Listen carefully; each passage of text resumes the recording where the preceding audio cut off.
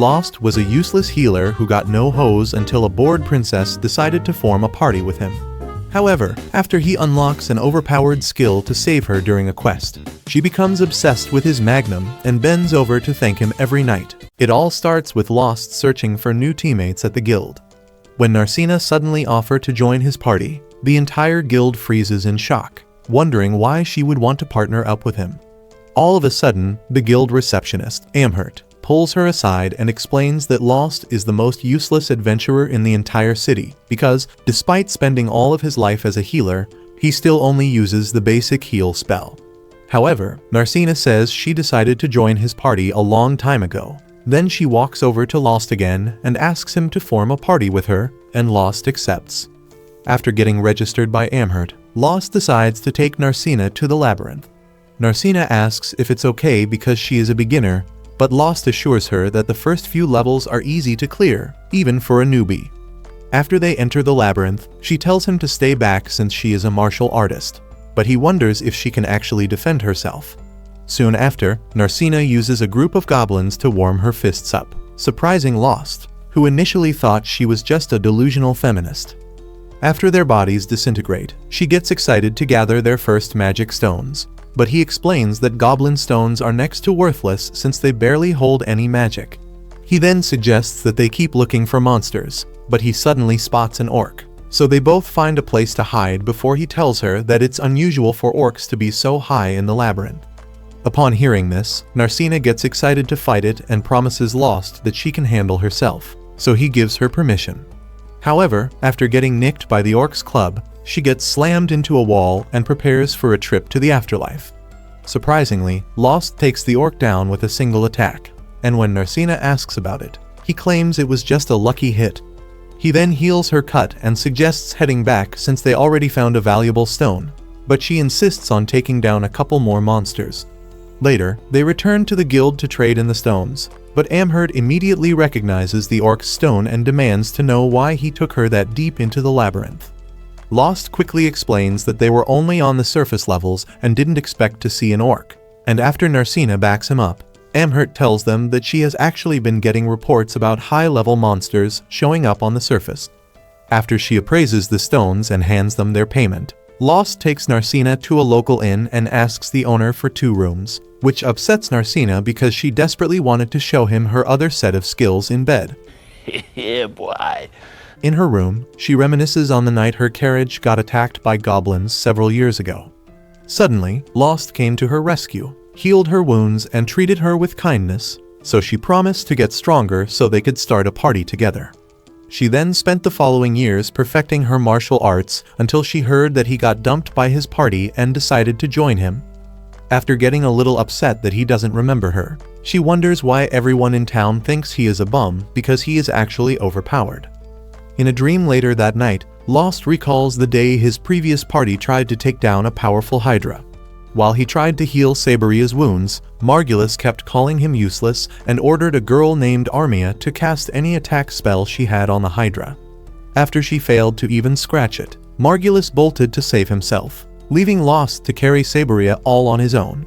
Shortly after this, they fired him from the party and said he was the reason they couldn't defeat the Hydra.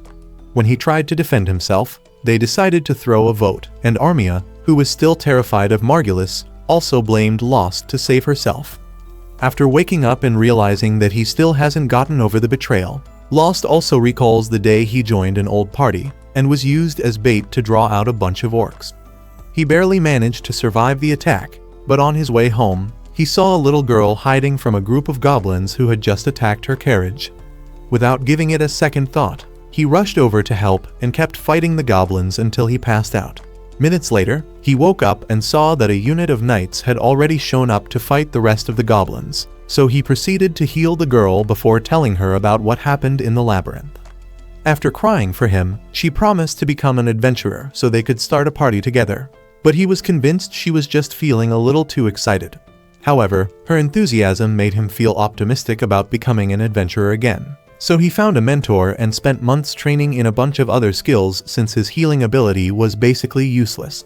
After his trip down memory lane, Lost regains his excitement as he realizes that he would have never started his own party with Narcina if he hadn't saved the little girl that night. The next day, Narcina wakes him up so they can have breakfast together, and as soon as they finish, he takes her to a teleportation circle in the labyrinth and explains how a powerful magician created them many years ago to make it easy to travel through the levels. When she asks why they don't have more circles in the city, he tells her that teleportation magic was lost years ago, so they only use the one left in the labyrinth. Moments later, they use the portal to reach the middle level, but Lost warns her to be careful because the monsters are a lot stronger than the average orcs and goblins. The next moment, Narcina spots a lick and immediately tries to hit it, but she passes right through, so Lost explains that it has a corporeal body since her eyes apparently can't process basic information. He then suggests heading back, but she still insists on attacking and says she can take it, so he decides to trust her and uses himself as bait to lure the lick. As soon as it gets close enough, Narcina channels Prana, a spirit energy that lives in all human bodies. After successfully taking it down, she tries to celebrate but notices that she got hurt in the process, so Lost rushes and uses a special magic stone to enhance his healing ability.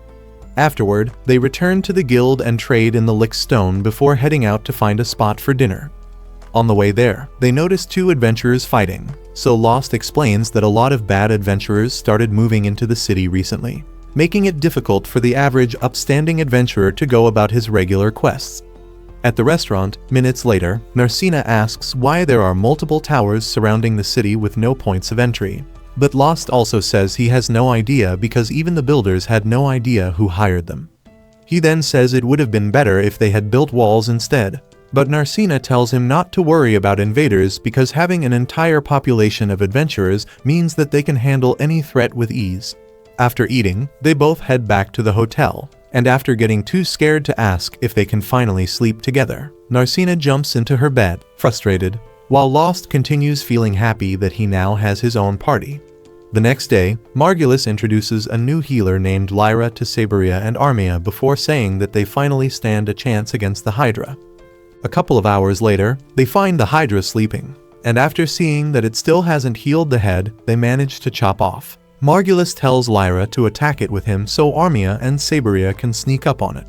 When she calls him insane for thinking a healer can attack a Hydra head-on, both he and Saberia tell her to stop complaining because Lost was the one who actually cut off the first head. This surprises Lyra, but after she tells them that it should be impossible for a healer to have such high combat skills, Margulis ignores her and tells Saberia to attack with him instead. Meanwhile, Lost and Narcina have just traded in another valuable stone from a middle-level monster, so Amhert suggests getting a new party member so they can handle stronger monsters. She also suggests that they get a home together instead of wasting so much money at the inn and teases the idea of using their new base to finally visit Pound Town. Unfortunately, Lost's backdated brain cells stop him from seizing the opportunity and only remind him of the night he spent sleeping in a closet in the house Margulis bought for the party. After apologizing for all the abuse he endured, Amhert decides to tell them what happened with Margulis earlier on. Meanwhile, he takes out his frustration on a table and asks why they can't just defeat one Hydra. Lyra then says it's because he foolishly keeps charging into it without any actual plan and tells him to shut up so she can focus on curing Armia, who ended up serving as their meat shield again. While Armia thanks her for the help, Margulis tells Saberia that firing Lost was actually a mistake because he always helped them during tough quests, unlike Lyra. Saberia then asks if he has a plan to get Lost back, but he says it shouldn't be a problem since any regular adventurer would be happy to get a shot at working in their party. The next morning, Armia wakes up and thanks Lyra for watching over her the entire night. Lyra then says it was no big deal and starts opening up the blinds before realizing that Margulis and Saberia have already left. Around the same time, Amhert overhears Margulis telling Lost to join his party again, so she tells Narcina.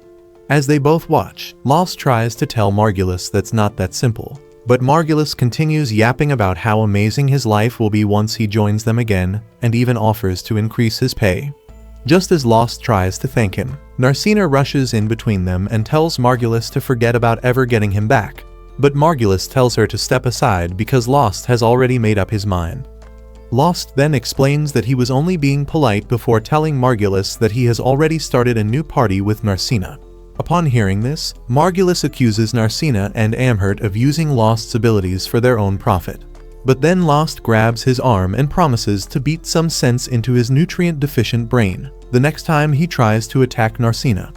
After he storms out with Narcina, Margulis immediately starts asking for a warrior to join his party and says they will take down the Hydra at all costs. So a hand-me-down version of Zorro named Sieg shows up to take up his offer.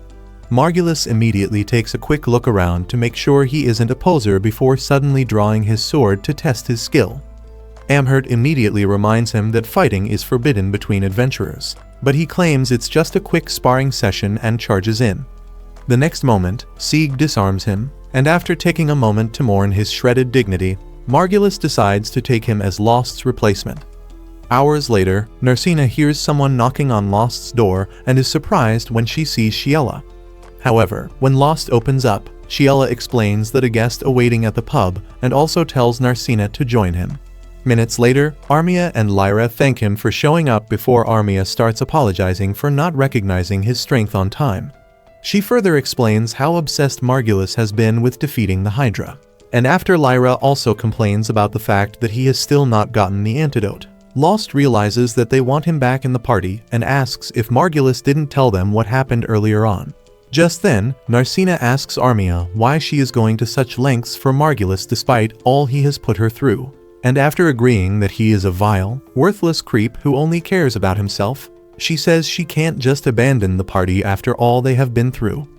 Upon hearing this, Narcina flips out and asks if her spirit of loyalty was taking a nap when Lost got kicked to the curb. Armia then explains that she was too naive to know how bad Margulis truly was and proceeds to sway their hearts with her tears. Luckily, it works, and Lost decides to forgive her, but he still refuses to return to the party. The next moment, Shiela's mum brings out an entire buffet to feed Armia and says they could all tell that she hasn't been eating real food. While she stuffs her face, Lost and Narcina pull Lyra aside to ask if she can get Armia to leave the party. And after Lyra says she already tried, Lost recalls when Margulis called her a useless healer and suggests that she also leave because he definitely won't be giving her any special treatment. After refusing and saying that she can't leave Armia on her own, they head back home and are surprised when Margulis introduces Sieg. However, Lyra suddenly recognizes him and waits for Margulis to head back inside before asking why he is dressed like a birthday party hero. Sieg then claims not to know who she is, but after she mentions the real owner of his sword, he breaks character and begs her to keep his true identity secret. Shortly after this, Lost heads out with Narcina for a new quest, but he stops along the way to look at the wetlands where Margulis has just entered to face the Hydra again. Much later, Narcina defeats an entire group of orcs all on her own, so Lost suggests taking a break, but she says she can keep going. The next moment, her belly starts begging for mercy, so Lost decides to at least have lunch before they continue. A couple of minutes later, they set out the food from Shiela's mum, and while eating, Lost explains how dangerous Hydras actually are. This causes Narcina to get worried, but then he further explains that there is a ton of research on how to defeat it, because, unlike other powerful monsters, it is relatively common. He also tells her how deadly their venom can be when used against humans, but then she gets concerned for Armia's safety again. Lost then assures her that they will be fine because, although Margulis never listens to advice, he is actually a highly skilled swordsman. After he praises Saberia's speed and clever attacks as well, Narcina tells him to stop glazing over the losers who took him for granted. Moments later, he decides to continue hunting for monsters, but then she complains about only fighting in the labyrinth and suggests going to the wetlands instead. By then, Margulis and Sieg have managed to land brutal strikes on the Hydra, but after jumping in to take off one of its heads, Sieg suddenly pulls back his sword and tells Margulis to take the final strike so he can receive all the credit as the leader of the party.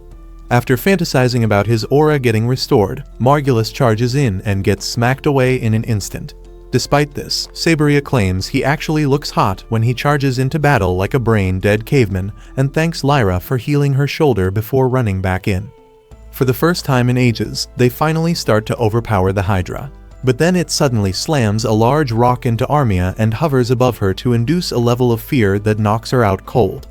At that moment, it starts draining mana out of her body and the surrounding area, and after taking one look at it, Lyra tells them that it's about to transform into something a lot stronger than they have ever had to deal with. The next moment, it regrows all the heads they already chopped off and grows a lot bigger. So Sieg tells Lyra to focus on healing Armia before suggesting that they retreat for safety. Despite clearly being outmatched, Margulis still insists on attacking it and uses the same foolish charge as always. To absolutely nobody's surprise, his sword shatters on impact. But just as the Hydra tries to save us from enduring any more of his stupidity, Lost jumps in to save him and joins forces with Narcina and Sieg to push the Hydra back. Sieg then tells him about Armia's condition, so he rushes to her side and activates his healing ability. Lyra then says it might be useless because being a mage means she is resistant to external magic, so he starts layering the healing spell to overpower her resistance. Lyra gets surprised by this and asks how on earth he is casually layering an already powerful healing spell, but Margulis and Saberia tell her to relax because he used it all the time on them. After Armia wakes up to thank him and falls asleep again, Sieg tells Lost that the Hydra seems drawn to him, so Lost decides to join the fight, but tells Lyra to get back if it becomes too dangerous.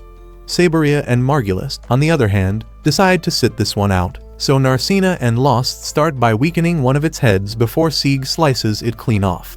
Margulis then asks why his sword didn't break off, and after saying that it is obviously not some repainted scrap metal like his, Lyra further explains that it's actually a magic sword, causing Margulis to get a lot more curious because no regular adventurer should have access to such a powerful sword. The next moment, Narcina loses her footing while trying to attack, so the Hydra smacks the daylight out of her eyes. Lost then sees that it's keeping her hostage to draw him out for a one-on-one, so Sieg decides to step back. As expected, Lost ends up eating dirt like Narcina and passes out as he tries to reach her. However, at that moment, a mysterious old man notices a change in the cosmic energy and gets concerned. Right then, Lost gets back up with his blade and suddenly unleashes a powerful aura before completely obliterating the Hydra in seconds and suddenly passing out. Minutes later, Narcina finally wakes him up, and after he checks on Armia, Margulis resumes his glazing and says they will finally be able to defeat the Labyrinth Master with help from Lost.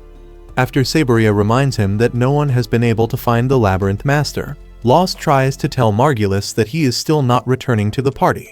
But then Margulis tells him not to worry about anything and promises to split the pay between the three of them. Naturally, Lost gets confused and asks if he suddenly got amnesia. But Margulis insists that Sieg, Armia, Narcina, and Lyra were all useless, which means they will be receiving absolutely nothing after they trade in the stone. Lost then reminds them that Armia is still unconscious because of the nasty hit she took. But then Saberia tells him to accept that she might already be on her way to the heavens since she hasn't woken up. Margulis also insists that giving her anything would be pointless and also says they might even sell her to one of those rich creeps. But this finally causes Lost to lose it. Luckily, Narcina lands the hit first, and when Margulis reminds them that attacking an adventurer is a punishable offense, they all act like it never happened. However, Saberia promises to snitch on Narcina, but then Sieg tells her that the real crime was their conspiracy to sell Armia off. He then promises to make sure they get punished and finally reveals that he is actually a guild representative from the royal capital. At the guild much later, he explains that he was sent to investigate the rise in criminal activity among adventurers, and for some reason, Margulis and Saberia were at the top of the list, hence his decision to join their party. He then decides to punish them by revoking their licenses and subjecting them to a life of hard labor. As they both start pleading for a second chance, Lost asks Sieg for a moment of his time, so they both head outside. Lost then explains how Margulis and Saberia, who initially started like any other adventurer, gradually strayed from the path and begs him to give them a chance to redeem themselves. After listening to him, Sieg decides to spare them on the condition that they have to move far away from town, and after they run off, he tells Amhert that it's better than revoking their licenses so they can always keep an eye on them. Hours later, he asks Lyra to start a new party with him and agrees to let Armia join as well before saying that he still has a lot of investigations to conduct on the local adventurers. One of them is Lost, because no one should be casually walking around with the powers he displayed earlier. The next day, Sieg tells Lost and Narcina about their new party over breakfast, so Lost asks Armia if she will be happy with them. She then says it's the only way to thank them. And after Lyra tells her to stop thinking she owes them loyalty, Lost wishes her luck. Afterwards, Narcina asks if he already had plans for the day, so he reminds her that they never got to trade in the Hydra's magic stone.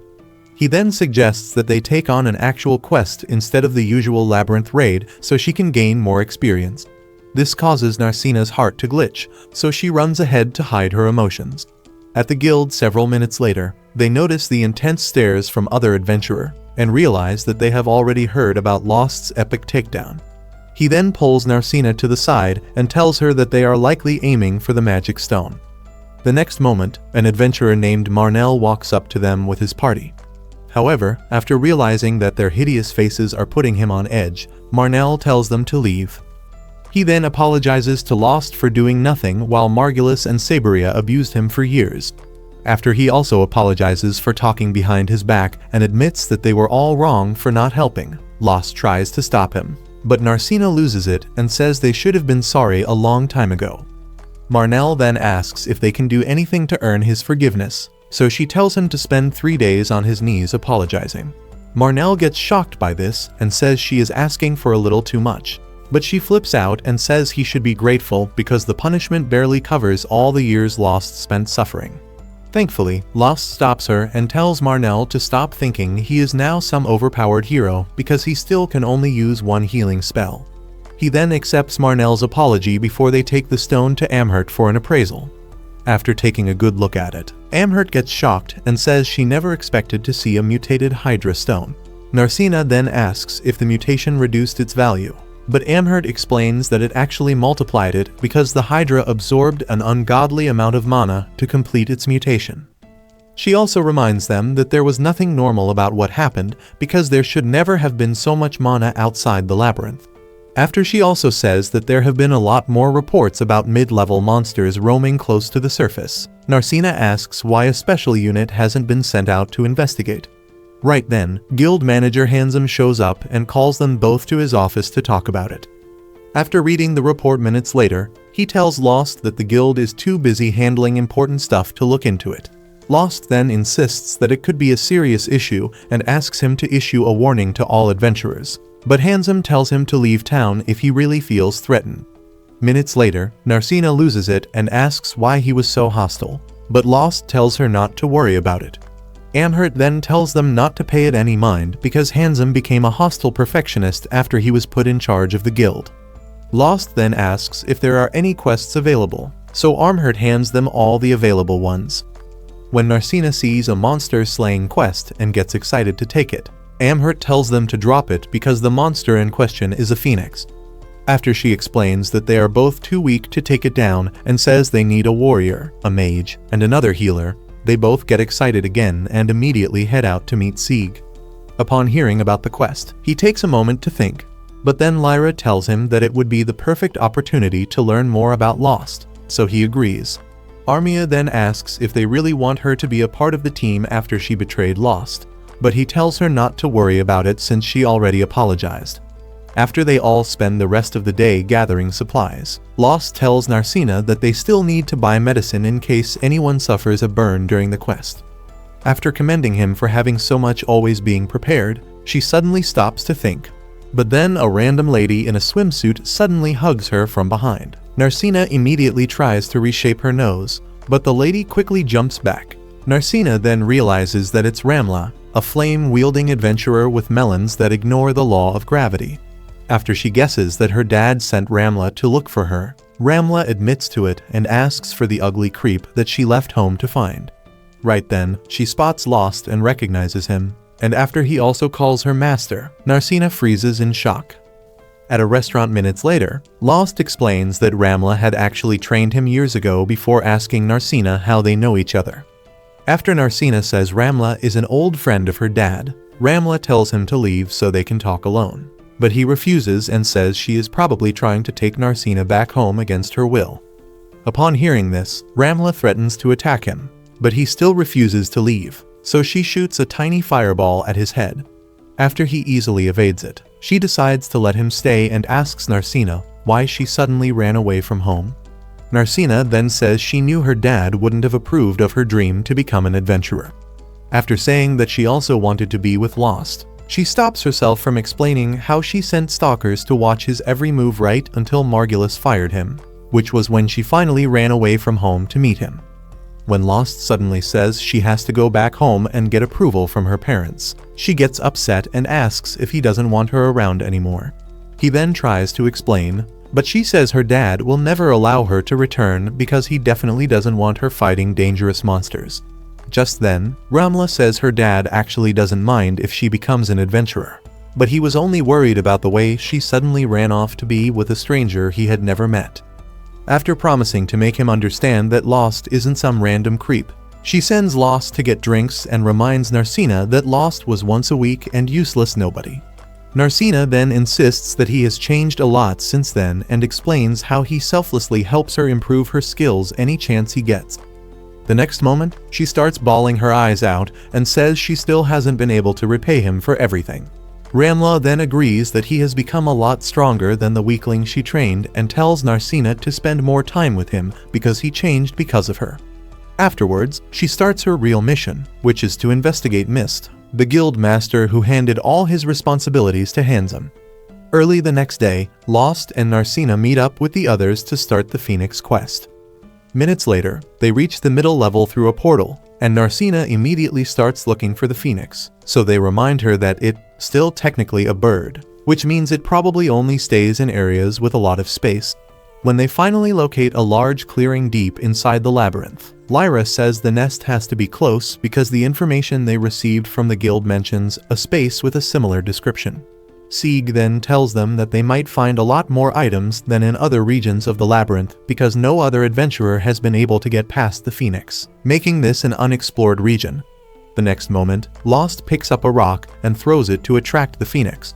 He then tries to explain how territorial it gets, but it suddenly flies out to attack, so they all get into position. Meanwhile, Amherst sees Ramla walking into the guild and immediately runs over to welcome her. Surprised, Ramla asks if they usually glaze all their guests, and after claiming to value all guests, Amherst takes a close look at all the valuable magic items on Ramla's body to make sure they are real before resuming the glaze fest. Ramla then asks to see the guild master, but this catches Amherst off guard, so she takes a moment to think before asking Ramla if she has an appointment with him. After she says no, Amherst asks if they are related or old friends, but Ramla once again says no and further explains that she actually wants to unalive him.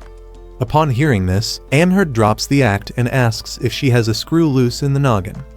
As she starts making a scene, Ramla decides to burn the entire place down, but Handsome stops her at the last moment and tells Amherst to watch her mouth because Ramla could easily reduce the entire guild to ashes if she wanted.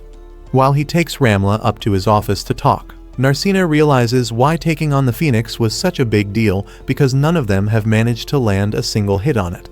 The moment she says they at least have some time to cook up a real strategy, it shoots a fireball right in her direction, so Lost shoves her out of the way. He then explains that it's not just a flying time bomb and says they need to avoid the fireballs at all costs.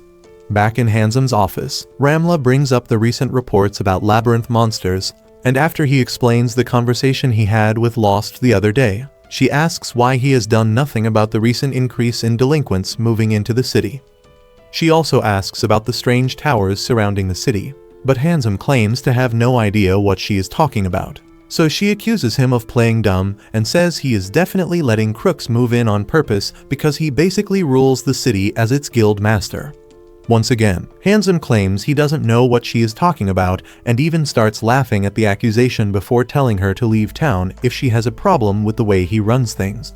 Upon hearing this, Ramla realizes what his plan is and says he is intentionally trying to drive all the good adventurers away to prepare for a labyrinth uprising. By then, Lost and the others have started regretting their decision to take the quest because the Phoenix seems to be getting a lot stronger by the minute. After Lyra says they might run out of breathable air soon, Sieg tells Armia to use water magic to reduce its flames, but she starts second-guessing herself, so he promises to draw its flames away to keep her safe until she successfully weakens it. After he promises to keep it safe, Narcina and Lost join him to distract the Phoenix while Lyra gives her a pep talk so she can focus on channeling her magic. Moments later, she shoots a water arrow into one of its wings, and Sieg immediately charges in to stab it. But even after he finally lands the hit, the Phoenix survives and flies onto a pillar to regain its energy. Lost then says they only have to keep fighting until it drops. At that moment, Handsome denies making any plans for a labyrinth uprising, so Ramla decides to drop the accusation, but still insists that it's likely going to happen because of all the mana pooling together in unusual locations. While they continue talking about it, the Phoenix starts absorbing mana and mutates into an overpowered beast, shocking Lost, who never expected to see two mutations happen so soon. Upon seeing this, Armia loses her spirit and tries to run away, but the Phoenix charges straight toward her.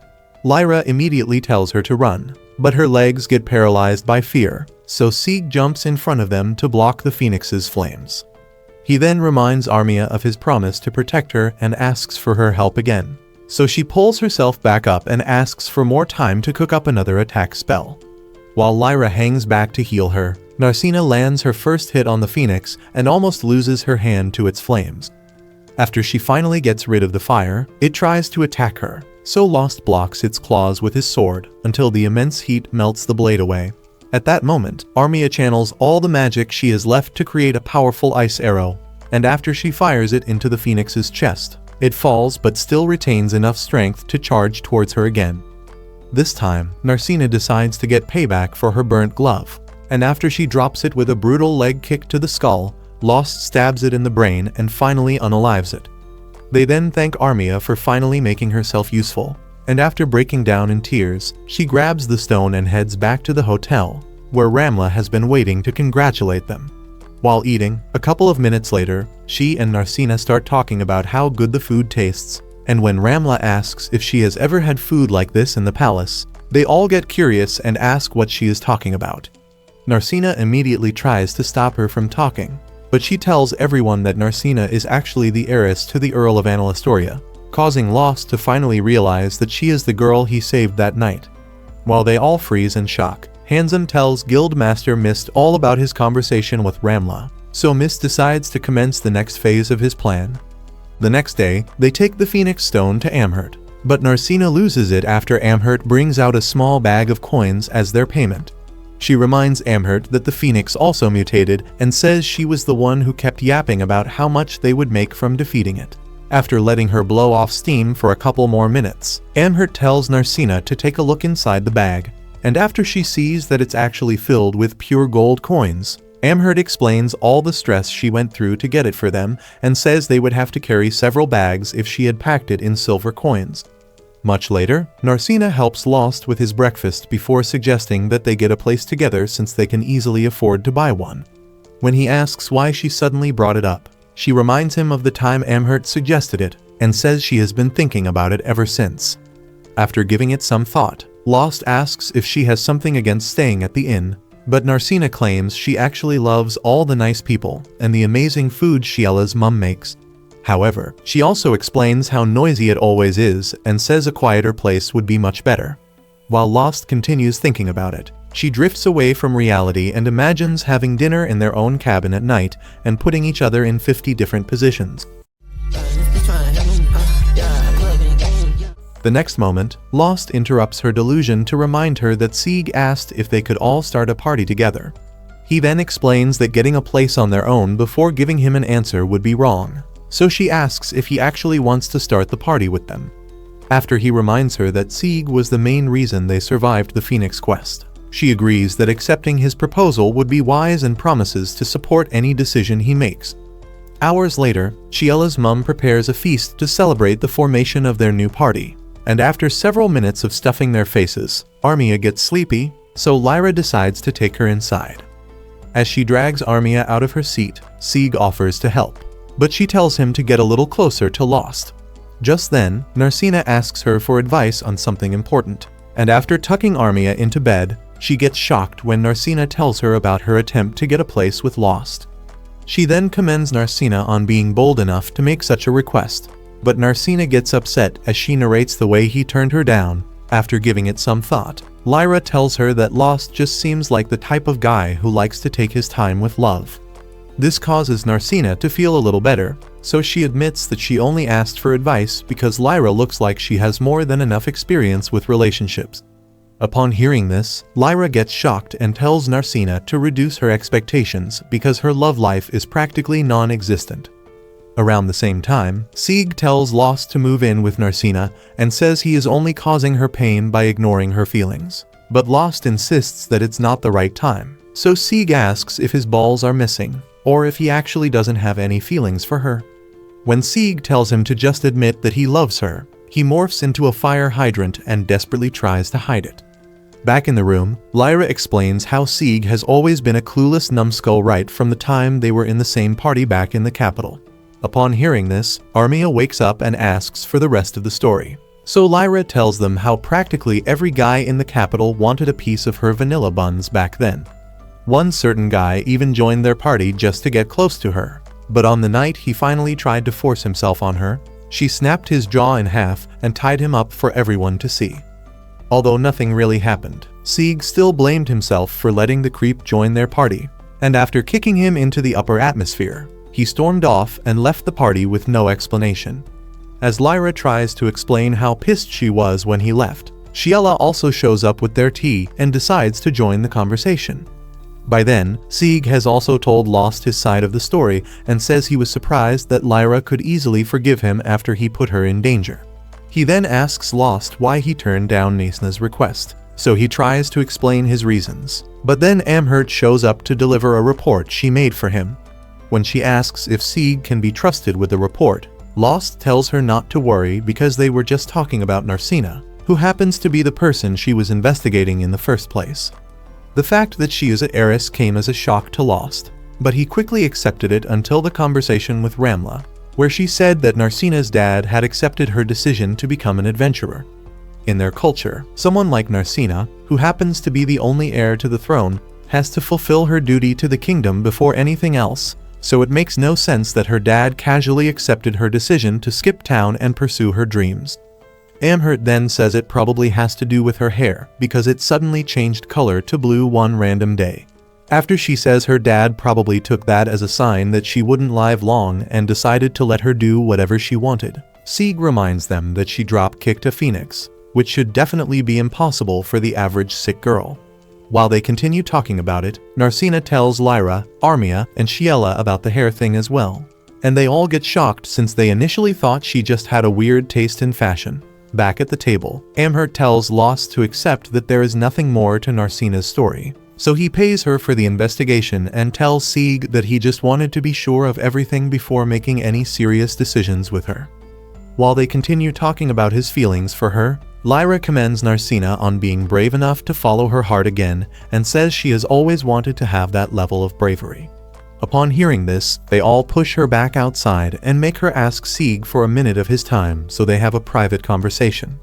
Minutes later, she asks if they can become partners, but he gets confused by this and reminds her that they are already in a party together.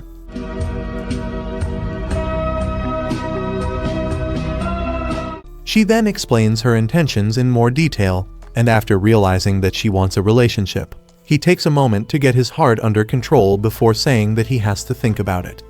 Lyra immediately flips out and tells him to make up his mind before admitting that it feels too good to know that he is thinking about a life with her. At that moment, Lost, who has been eavesdropping with the other, asks Narcina if she can make time tomorrow because he has something important to tell her. The next day, a random party of adventurers finds an orc in the labyrinth and panics since their garage sale weapons have never been used on a real monster. They try to escape. However, when a second orc walks into frame, they panic and push a boy named Keith towards the monsters so he can serve as a decoy. Much later, Narcina spaces out while eating breakfast, so Armia tries to figure out what is happening to her, while Lyra and Sieg easily realize that she is thinking about what Lost is planning to tell her. They then tell Lost to just have the conversation already so she can stop overthinking. But just as he walks over to her table, they hear the door opening and see Keith, who then asks for help before passing out. Minutes later, Lost leaves one of the rooms and tells them not to worry because Lyra and Shiela are watching over him. Mary then explains how they always took care of Keith through his training to become an adventurer, and after she describes how happy he was to get accepted by his first party, Lost gets pissed and tells Narcina that they have to continue their conversation another time. Much later, he enters the guild and sees that Marnell and his boys have already tied up the losers who abandoned Keith. After they offer to cut the entire party into bite-sized pieces, Lost decides to banish them from the city instead. So Marnell cuts the rope and promises to slice off their baby makers the next time they show up. As soon as they run off, Amherst tells Lost and Marnell that adventurers are not meant to settle disputes on their own. But Marnell gets pissed and says they obviously wouldn't have gone this far if the guild actually did its job properly. Naturally, the others agree with him. But then Hansen shows up and tells Lost that he has no right to pass judgment on a fellow adventurer. Upon hearing this, Marnell and his boys threaten to beat him up, but Lost heads up to Hansen's office to talk about what happened. And after listening to what Keith's party members did to him, Hansen agrees that their response was valid. Lost then asks why he doesn't enforce policies to stop things like that from happening. So Hansen starts by asking if the cities enforcing those policies have it any better. Lost then asks if he just plans to abandon Labyrinth orphans like Keith. But then Hansen reminds him of their last conversation and tells him to leave if he has a problem with the way adventurers in the city are treated. He further reminds Lost that no one forced anyone to become adventurers and explains that a lot of the things he keeps complaining about are just risks that come with the job. Upon hearing this, Lost agrees that becoming an adventurer shouldn't be a walk in the park, but he still insists that there has to be something they can do. Hansen then tells him to leave the city once again and says he has no right to banish anyone else or act like some sort of judge. Lost starts getting pissed off again, but then Hansen gets up and asks if he really doesn't remember who he is before showing him a scar on his arm. Years ago, Hansen, who was mostly called Noxum, had just joined his first party, and like every other newbie, he was treated like the hero and made to carry all the heavy stuff. Lost, who was also a rookie adventurer back then, was happy to help out. But Hansen was incredibly hostile to him and always said he never needed help from a weak loser, despite the fact that he was a lot weaker than Lost. At the campsite hours later, Hansen was freezing off in a corner and watched in anger as the other adventurers kept each other warm. After a couple more hours, they all fell asleep, but Lost suddenly woke him up to see an army of goblins preparing to attack them. They both quickly woke up the other adventurers, but after taking one look at the goblins, they tossed Hansen and Lost over the cliff so they could keep the fun-sized beasts distracted. Hansen immediately started yelling at them until Lost told him to save his breath because they were most likely already deep inside the jungle trying to escape. After accepting that they had both been used, Hansen finally decided to work with him and promised to make the other adventurers pay for using them as a sacrifice. Several minutes later, they had managed to fight their way into an old tree stump, and when Hansen said they had at least served their purpose as decoys, Lost explained that their seniors were still in trouble because goblins mostly target larger groups of people. Just then, they heard fighting from deep in the woods, and after the rest of the goblins ran off to join the fight, they crawled out and decided to make a run for it. However, Lost noticed that Hansen had been seriously injured, so he started using heal and refused to listen when Hansen kept telling him to save himself. Shortly after this, they found the rest of the party torn to shreds by the goblins and went their separate ways. Hansen then explains that he became an apprentice to Mist years later, which is how he ended up becoming guild manager. After Lost congratulates him on coming this far, Hansen tells him to take Narcina and leave the city for his own safety. Minutes later, he heads back down to tell Marnell what happened, but Amherst asks for a moment to speak with them. In a storage room moments later, she says a lot of the guild's employees are against Mist and Hansen, and asks them to start exterminating the monsters in secret, because Hansen and Mist definitely won't approve. As for their payment, she offers to throw in bonuses for every stone they bring. But this surprises Lost and Marnell, as they have always thought she was the greedy type. After she attacks them for the disrespect, Lost returns to Narcina to tell her about everything, and she gets excited to finally start slaying monsters with him again. Hours later, they find Sieg training Keith and a bunch of other locals, and after Laura explains that they all wanted to get stronger, Narcina decides to give them some martial arts lessons as well. Lyra and Sieg then take the opportunity to ask Lost if he finally had the conversation with her, and when he says no, they get pissed but decide to let him have a little more time since Narcina is back to her usual self.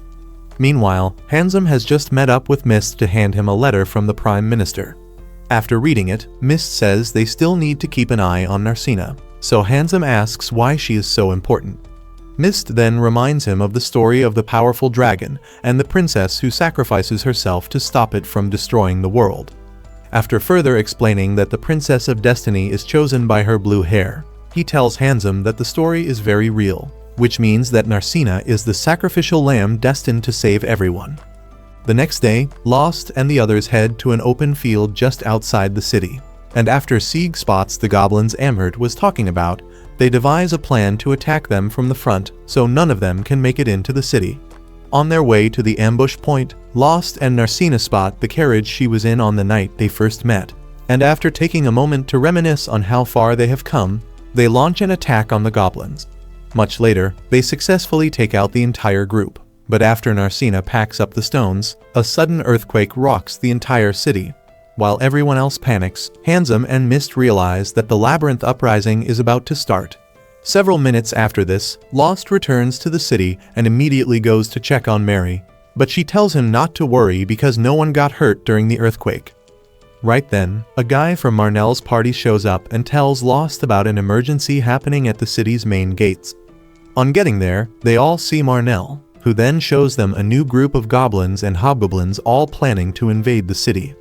After explaining that they need help fighting them off, Marnell tells Lost that they won't be able to pay for the help, but Lost and the others remind him that they all have to work together to protect the city.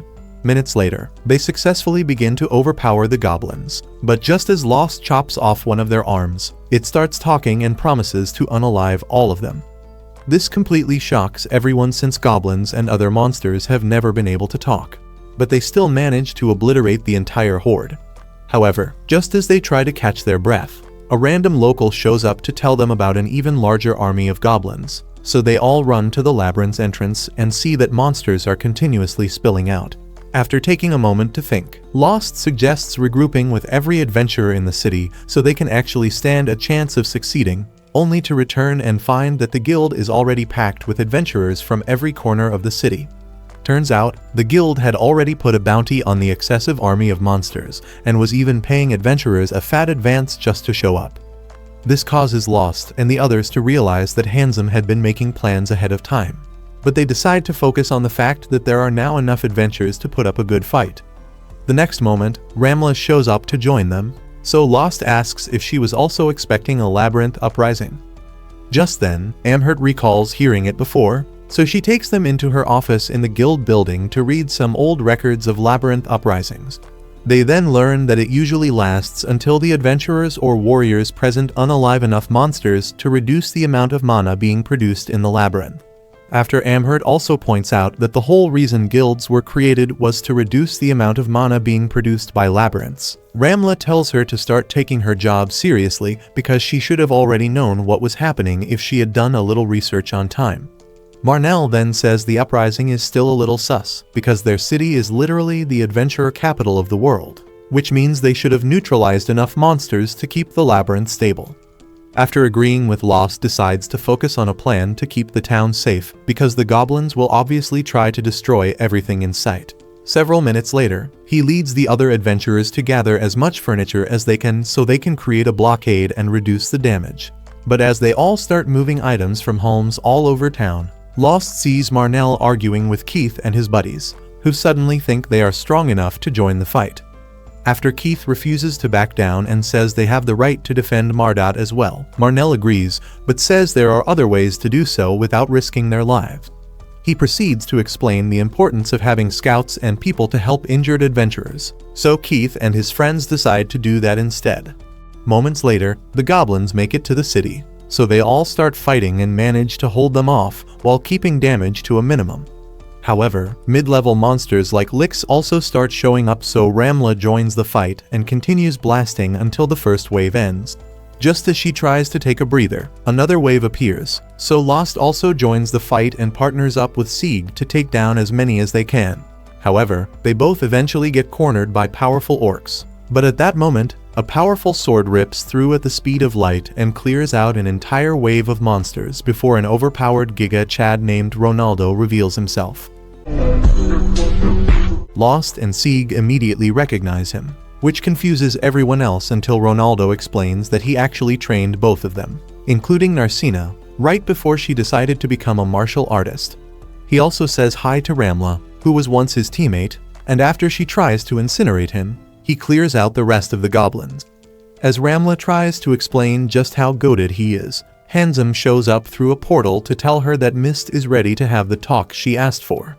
After she agrees, Lost asks to come with, so he can also give Mist a piece of his mind. Surprisingly, Handsome tells him to bring Narcina along as well, and as soon as they walk through the portal, he promises to protect Narcina if anything happens.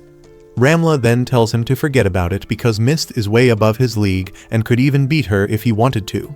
However, the moment they finally see him, Ramla hurls a massive fireball right at his head. As expected, he easily evades it and asks why she has trouble respecting her master. Lost and Narcina then realize that he is an elf and freeze in shock, while Ramla explains just how overpowered he is as the last survivor of an extinct race. When Narcina asks if he is really the one who trained Ramla, she explains that elves have always had a very high affinity for magic. After further explaining how he spent all 600 years of life mastering magic, Ramla tells Narcina and Lost to stop acting like they just met God, but then Narcina notices that Mist has been staring at her ever since they walked in. Ramla then demands to know why he finally decided to speak to her after keeping himself hidden away for so long. However, her harsh tone causes Mist to get upset, so he complains to Handsome, who immediately starts glazing like a beta simp. Ramla then realizes that he is Mist's new apprentice and tries to make fun of him. But Handsome triples the glaze fest and thanks Mist for taking out the time to train him despite the fact that he has no affinity for magic. With that out of the way, Mist summons a round table and asks them all to sit because the conversation might take a while. Ramla then accuses him of masterminding everything that happened in Mardat, especially the surge of delinquents living in the city, because he wanted to use them as expendable soldiers when the uprising starts. After Mist accepts that it was the best way to ensure that respectable civilians remained out of harm's way, Lost and Narcina ask why they couldn't tell anyone about the attack so they could make better preparations. Handsome then says they could never actually predict when the attack would happen, which is why they started making the town hostile to good adventurers, so they would leave before the fighting happens.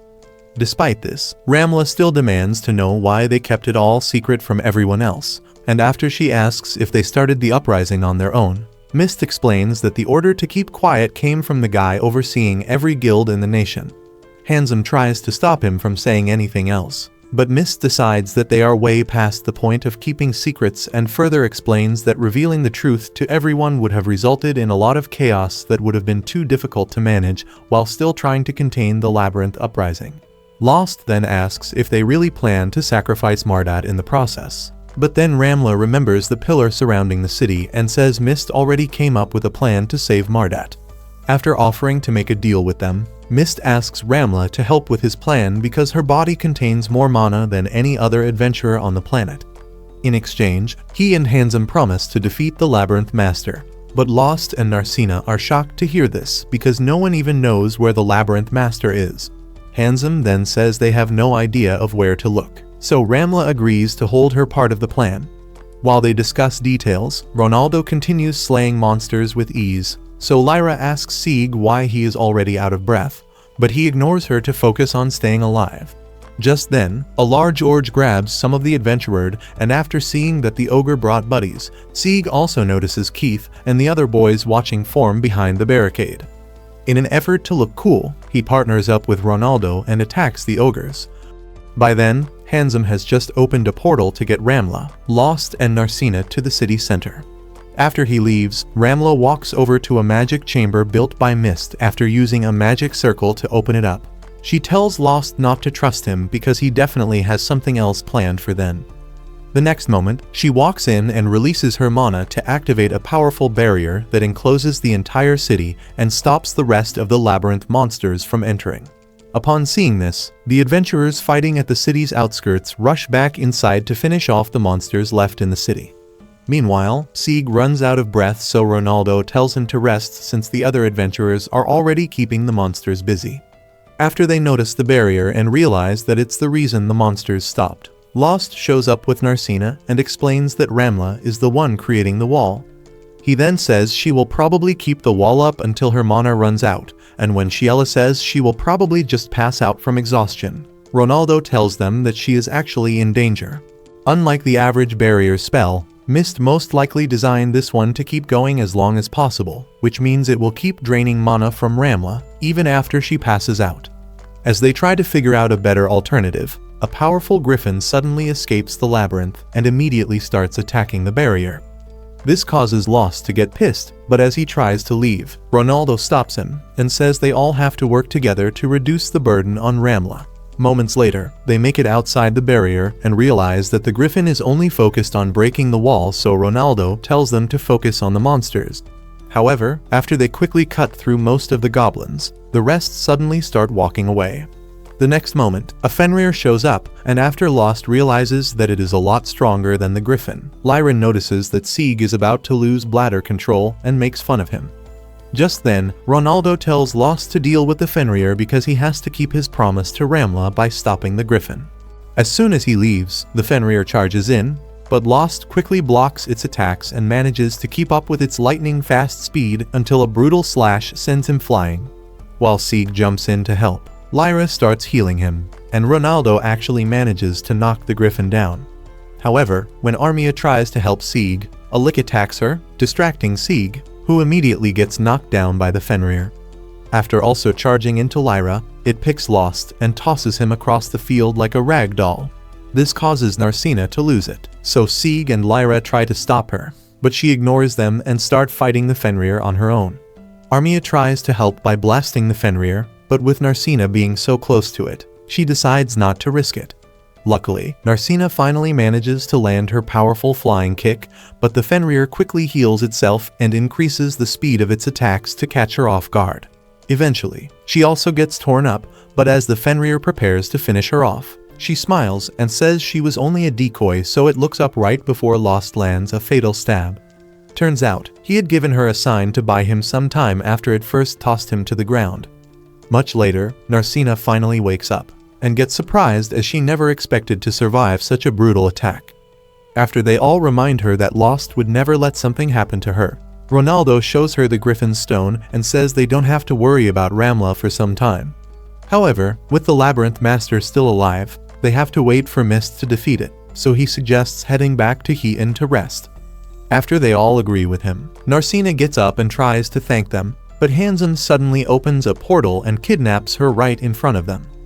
Shortly after this, Marnell and the other adventurers clear out the monsters left in the city, but he still gets worried about the monsters gathering outside the barrier. Just then, Keith shows up, and when Marnell asks why they are not still hiding, they start handing out food and suggest taking a break to regain their strength. Despite this, Marnell remains concerned, so Keith tells him that Lost and the others are also resting back at the inn. While Ciela explains what happened to Narcina, Ronaldo reminds Lost and the others of the tale of the dragon, and after they all ask why he brought it up, he explains that Narcina's blue hair marked her as the ultimate sacrifice destined to save the world.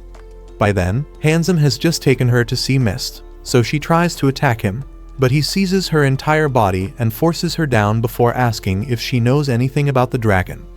After he releases her, she says the dragon first showed up 200 years ago, but was defeated by a mysterious hero who suddenly showed up at the time. Mist then tells her that, unlike the stories that got passed down over the years, the hero never actually defeated the dragon. He only weakened it enough to stop its attack on humanity, and prior to that attack, it had been trying to destroy humanity every 200 years, but was always held back by a hero. Mist further explains that, unlike every other time, there is no hero to stop the dragon, which is why she has to be the one to pay the ultimate price. Upon hearing this, Narcina asks if her dad knows about this, and after Mist says yes, she realizes that it's the reason he suddenly supported her decision to become an adventurer. While they continue talking, Lost asks why Mist is trying to use Narcina, but Ronaldo says the person trying to use her is a lot more powerful. This causes Lost to remember when Mist mentioned the guy who oversees every guild, so he asks if it's the Chancellor. Ronaldo then says the Chancellor has only ever cared about reducing damage and using the uprising to his advantage, which is why he refused to have walls built around the city. After reminding them that the uprising usually lasts for days, depending on the amount of magic built up, He says the Chancellor plans to let Mardat get destroyed, so kings and other government officials can give him full authority to stop the attacks. However, instead of just commanding adventurers to stop the monsters, he would use this opportunity to destroy his rivals and essentially become a new king. With that said, Ronaldo tells them that Mist probably took Narcina as a fail-safe just in case the Ramla fails and the dragon still shows up. However, Lost and the others still remain concerned and decide to get Narcina back. So Ronaldo suggests heading to the deepest part of the labyrinth since that is where Mist will likely take her. After they all agree to it, Ronaldo suggests eating some food because they will need the energy. Several minutes later, Mist takes Narcina and hands them to a teleportation circle that takes them to an unexplored level in the labyrinth. He then explains that they are actually in the deepest level and points out the temple where the labyrinth master stays. Around the same time, Lost and the others find a teleportation circle deep in the labyrinth, but before using it, Ronaldo tells them that the only reason they haven't seen any monsters is because the labyrinth forced them all out to pool enough mana for a second wave. While they continue searching for the deepest level, Narcina sees a giant cyclops and almost craps her pants before asking Mist why such a powerful beast is casually walking around. Just as he reminds her that they are in the deepest level, Lost and the others show up through another portal. But as he tries to reach Narcina, 3 cyclopses spot and immediately attack. Ronaldo then tells him to stay back, but then Lost casually tears through all 3 of them and still manages to keep his control of his demonic rage before meeting up with Narcina. Mist then apologizes for the abduction and pushes Narcina towards him before saying that he is just trying to make sure they deal with the uprising without losing valuable people. When he says they have to defeat the Labyrinth Master, Ronaldo gets pissed and accuses him of going back on his promise to Ramla, but he assures them that he still plans to help. However, they have to be the ones to defeat the Master because his old bones can't keep up. As they start walking over to the temple, Lost says he still doesn't trust Mist, but is willing to do anything to save Narcina. When they finally get close enough, Mist explains that the Great Dragon got sealed in another dimension and usually waits 200 years for the Labyrinth Master to gather enough mana to fuel its revival, which is why destroying the Labyrinth Master is the most important step of the plan. The next moment, he triggers a mechanism to summon the Labyrinth Master, and after Armia holds it down with her powers, Ronaldo and Sieg cut off its wings. Despite this, it starts blasting, so Narcina charges and delivers a brutal punch that cracks its skull open before Lost finishes it off. Just as they both try to celebrate, a portal opens and Handsome gets speared through the chest before the Great Dragon starts mocking Mist for once again failing to stop him. He then offers to free Handsome if Mist surrenders his body to aid the revival, but Mist refuses and decides to sacrifice Handsome. However, he hesitates at the last moment, and the dragon quickly takes the opportunity to seize his body. Luckily, he quickly realizes that all the mana in the labyrinth is still not enough and releases Handsome before heading to the surface with Mist's body. Minutes later, Lost and the others make it out and see that he is trying to break through Ramla's barrier. By then, Ramla has also realized what is happening, so she decides to focus all the energy she has left to keep the wall up until Lost and the others come up with a solution.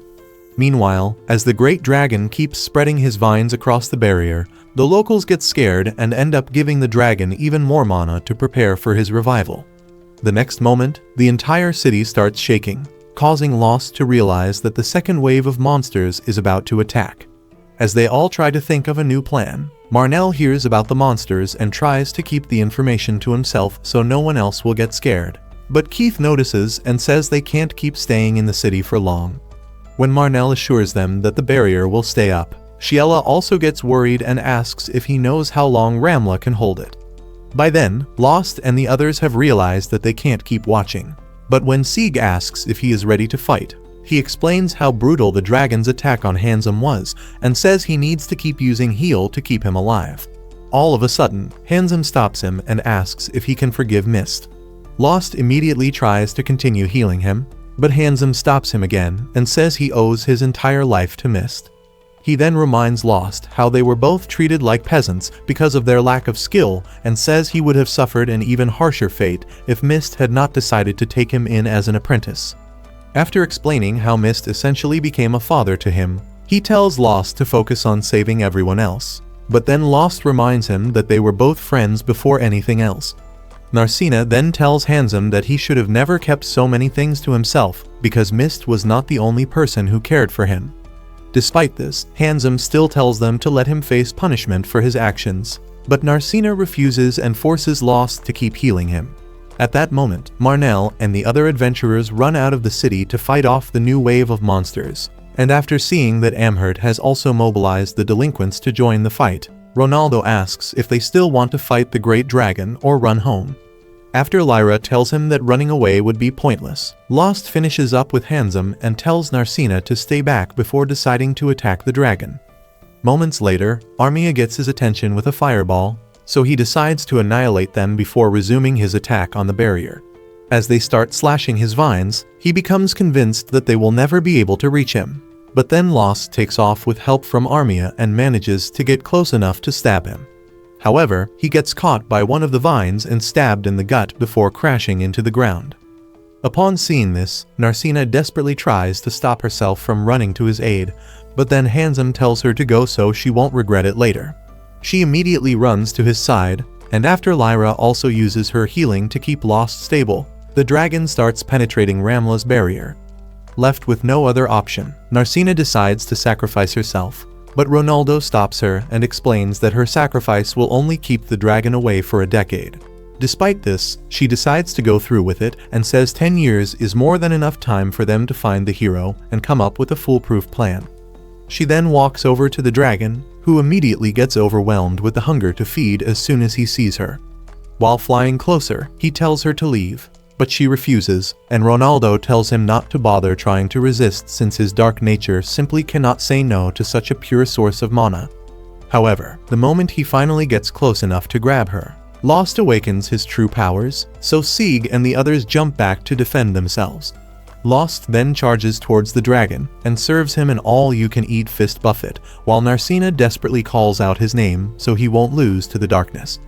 After Ronaldo also confirms that he won't be able to return to his regular self, Narcina continues yelling his name and ultimately risks her life by grabbing his fist.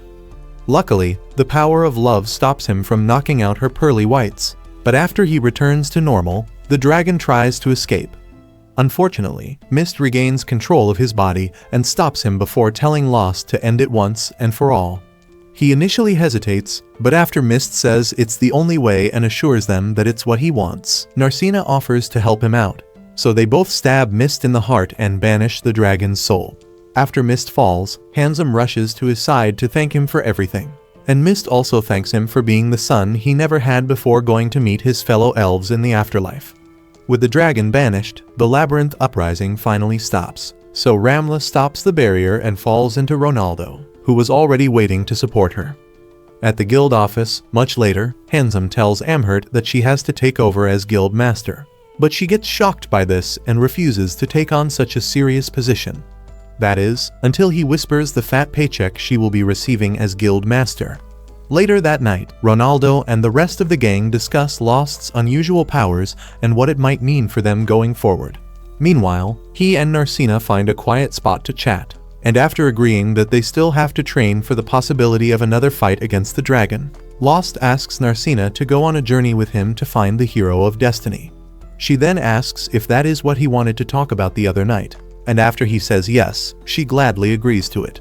The next morning, they try to sneak out of the inn, but Shiela hands them a basket packed with food and says they already expected it. After thanking her and Mary, they head out, not realizing that Sieg, Lyra, and Armia also knew about their plan, but just decided to let them finally enjoy some time together. If Lost isn't the hero of destiny, why exactly is he the strongest warrior on the planet? Comment part 2 to find out, and don't forget to turn on post notifications if you liked this video and want to see our next one.